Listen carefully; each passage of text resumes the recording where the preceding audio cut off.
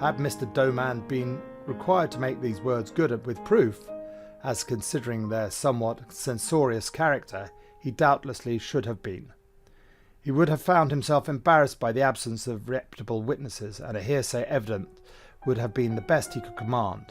At the time when scary had been prevalent in the mining camps thereabout, when, as the editor of the Hurdy Herald would have phrased it, she was in the plenitude of her power, Mr. Doman's fortunes had been at a low ebb, and he had led the vagrantly laborious life of a prospector. His time had been mostly spent in the mountains, now with one companion, now with another. It was from the admiring recitals of these casual partners, fresh from the various camps, that his judgment of Scarry had been made up.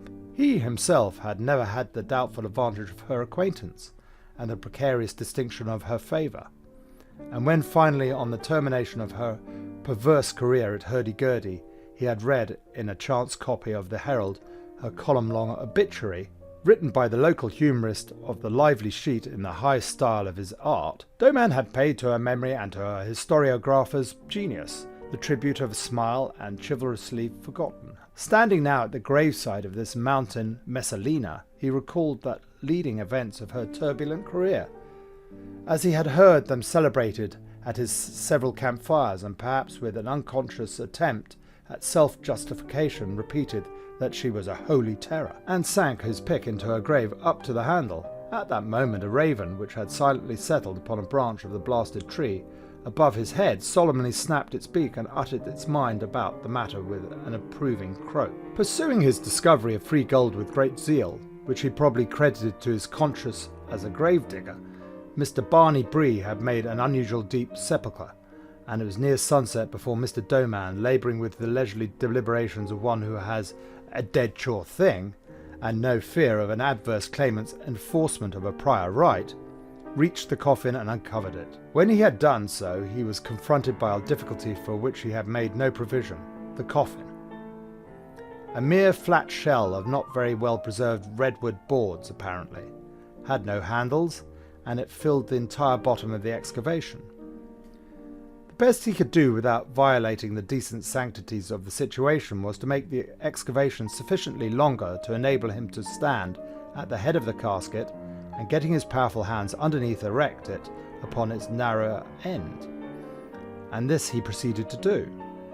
The approach of night quickened his efforts. He had no thought of abandoning his task at this stage to resume it on the morrow, under more advantageous conditions. The feverish stimulation of cupidity and the fascination of terror held him in his dismal work with an iron authority. He no longer idled, but wrought with a terrible zeal, his head uncovered, his outer garment discarded, his shirt opened at the neck, and thrown back from his breast down, which ran sinuous rills of perspiration. This hardy and impertinent gold-getter and grave-robber toiled with a giant energy that almost dignified the character of his horrible purpose. And when the sun fringes had burnt themselves out along the crest-line of the western hill, and the full moon had climbed out of the shadows that lay along the purple plain, he had erected the coffin upon its foot, where it stood propped against the end of an open grave. Then, standing up to his neck in earth at the opposite extreme of the excavation, as he looked at the coffin upon which the moonlight now fell with a full illumination, as he looked at the coffin upon which the moonlight now fell, as he looked at the coffin upon which the moonlight now fell with a full illumination, he was thrilled with a sudden terror to observe upon it the startling apparition of a As he looked at the coffin upon which the moonlight now fell with a full illumination, he was thrilled with a sudden terror to observe upon it the startling apparition of a dark human head, the shadow of his own. For a moment, this simple and natural circumstance unnerved him. The noise of his laboured breathing frightened him, and he tried to still it, but his bursting lungs would not be denied. Then, laughing half audibly and wholly without spirit, he began making movements of his head from side to side, in order to compel the apparition to repeat them. He found a comforting reassurance in asserting his command over his own shadow. He was temporizing, making with unconscious prudence a dilatory opposition to an impending catastrophe. He felt that invisible force of evil were closing in upon him, and he parleyed for time with the inevitable. He now observed in succession several unusual circumstances. The surface of the coffin upon which his eyes were fastened were not flat. It presented two distinct ridges, one longitudinal and the other transverse. Where these intersected at the widest part, there was a corroded metallic plate that reflected the moonlight with a dismal lustre. Along the outer edges of the coffin, at long intervals, were rust-eaten heads of nails. This frail product of the carpenter's art had been put into the grave the wrong side up. Perhaps it was one of the humours of the camp, a practical manifestation of a facetious spirit that had found literary expression in the topsy-turvy obituary notice from the pen of hurdy-gurdy's great humorist. Perhaps it had some occult personal signification, impenetrable to understanding uninstructed in local traditions. A more charitable hypothesis is that it was owing to a misadventure on the part of Mr. Barney Bree, who, making the interment unassisted, either by choice for the conservation of his golden secret or through public apathy, had committed a blunder which he was afterwards unable or unconcerned to rectify. However it had come about, poor Scarry had indubitably been put into the earth face downwards. When terror and absurdity make alliance, the effect is frightful. This strong-hearted and daring man, this hardy night-worker among the dead, this defiant antagonist of darkness and desolation, succumbed to a ridiculous surprise.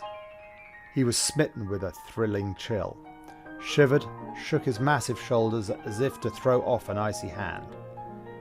He no longer breathed, and the blood in his veins, unable to abate its impetus, surged hotly beneath his cold skin. Unleavened with oxygen, it mounted to his head and congested his brain. His physical functions had gone over to the enemy. His very heart was arrayed against him. He did not move. He could not have cried out. He needed but a coffin to be dead as the death that confronted him with only the length of an open grave and the thickness of a rotting plank between. Then, one by one, his senses returned. The tide of terror that had overwhelmed his faculties began to recede. But with the return of his senses, he became singularly unconscious of the object of his fear. He saw the moonlight gilding the coffin, but no longer the coffin that it gilded. Raising his eyes and turning his head, he noted curiously and with surprise the black branches of the dead tree, and tried to estimate the length of the weather-worn rope that dangled from its ghostly hand.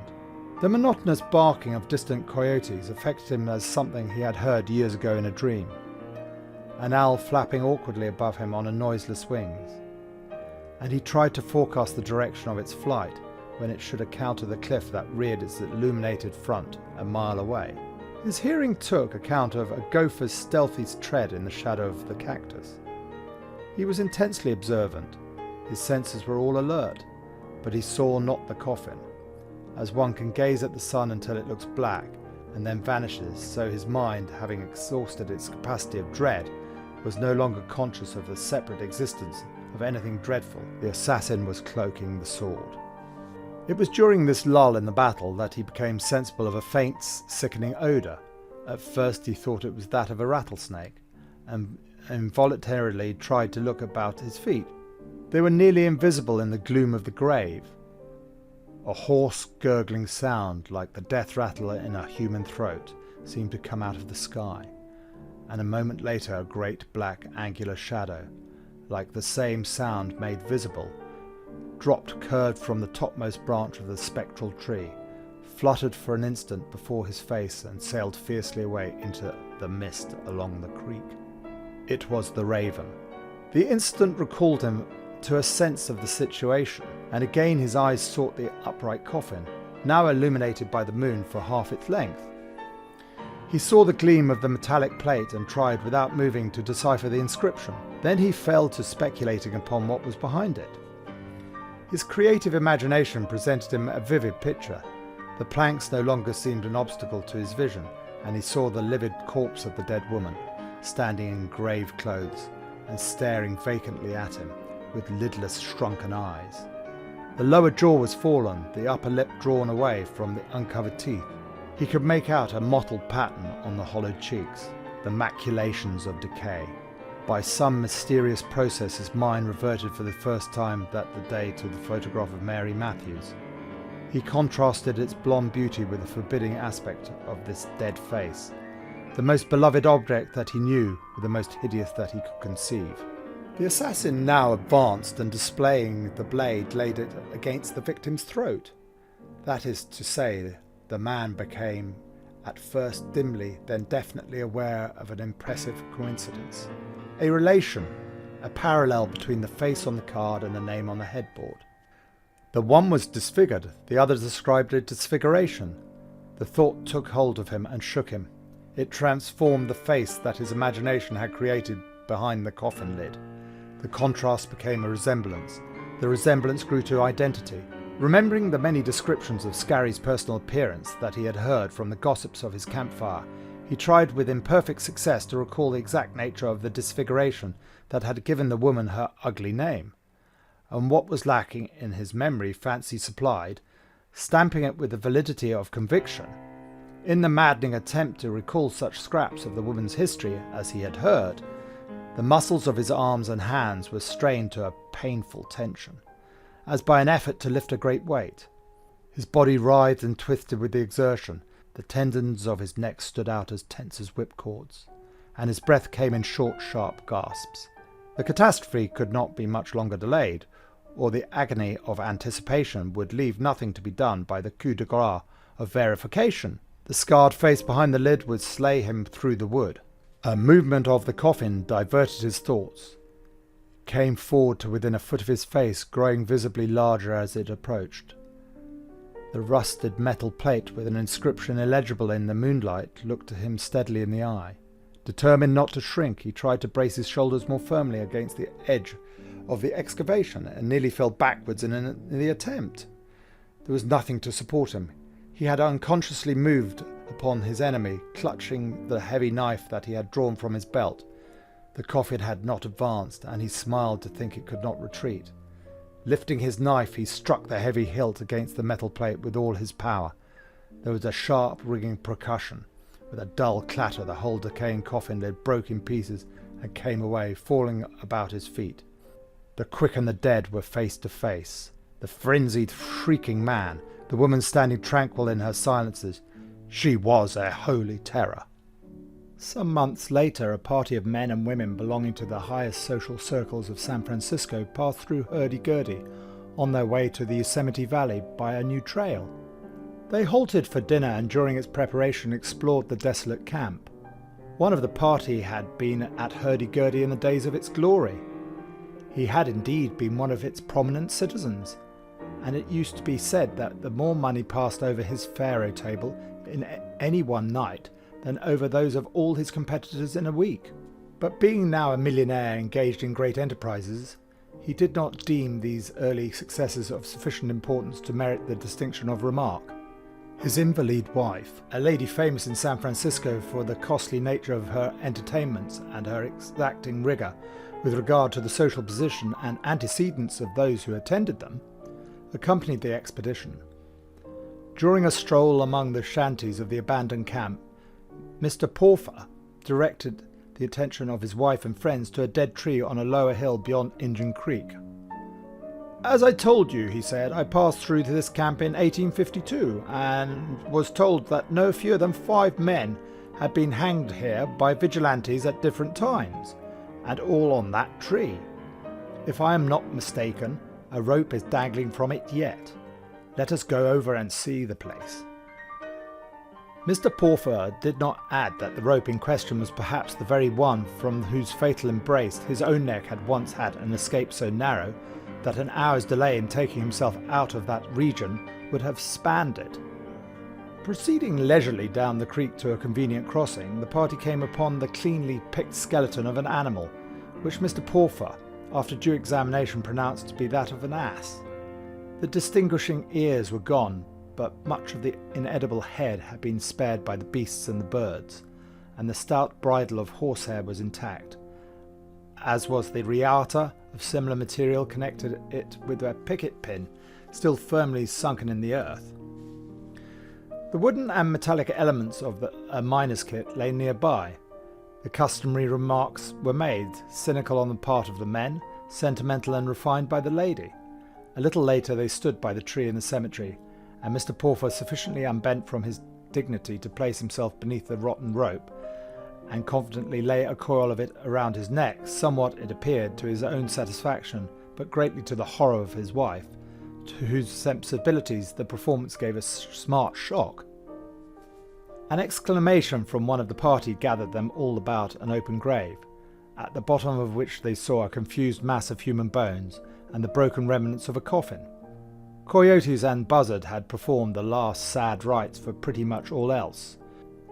2 skulls were visible, and in order to investigate this somewhat unusual redundancy, one of the younger men had the hardihood to spring into the grave and hand them up to another before Mrs. Porfer could indicate her marked disapproval of so shocking an act, which nevertheless she did with considerable feeling and in very choice words. Pursuing his search among the dismal debris of the bottom of the grave, the young man next handed up a rusty coffin plate with a rudely cut inscription, which with difficulty Mr. Porfer deciphered and read aloud with an earnest and not altogether unsuccessful attempt at the dramatic effect which he deemed befitting to the occasion and his rhetorical abilities. Manuelita Murphy, born at the Mission San Pedro, died in hurdy-gurdy, age 47. Hell's full of such. In deference to the piety of the reader and the nerves of Mrs. Porfer's fastidious sisterhood of both sexes, let us not touch upon the painful impression produced by this uncommon inscription, further than to say that the elocutionary powers of Mr. Porfer had never before met with so spontaneous and overwhelming recognition. The next morsel that rewarded the ghoul in the grave was a long tangle of black hair defiled with clay, but this was such an anticlimax that it received little attention. Suddenly, with a short exclamation and a gesture of excitement, the young man unearthed a fragment of greyish rock, and after a hurried inspection handed it up to Mr. Porfer. As the sunlight fell upon it, it glittered with a yellow lustre. It was thickly studded with gleaming points. Mr. Porfer snatched it and bent his head over it a moment and threw it lightly away with a simple remark, "Iron pyrites, fool's gold." The young man in the discovery shaft was a trifle disconcerted, apparently. Meanwhile, Mrs. Porfer, unable longer to endure the disagreeable business, had walked back to the tree and seated herself at its root. While rearranging a tress of golden hair which had slipped from its confinement, she was attracted by what appeared to be and really was the fragment of an old coat. Looking about to assure herself that so unladylike an act was not observed, she thrust her jewelled hand into the exposed breast pocket and drew out a mouldy pocketbook. Its contents were as follows: 1 bundle of letters postmarked Elizabethtown, New Jersey. 1 circle of blonde hair tied with a ribbon. 1 photograph of a beautiful girl. 1 ditto of same singularly disfigured. 1 name on back of photograph, Jefferson Doman. A few moments later, a group of anxious gentlemen surrounded Mrs. Porfer as she sat motionless at the foot of the tree. Her head dropped forward, her fingers clutching a crushed photograph. Her husband raised her head, exposing her face ghastly white, except the long deforming cicatrice, familiar to all her friends, which no art could ever hide, and which now traversed the pallor of her countenance like a visible curse. Mary Matthews Porfer had the bad luck to be dead.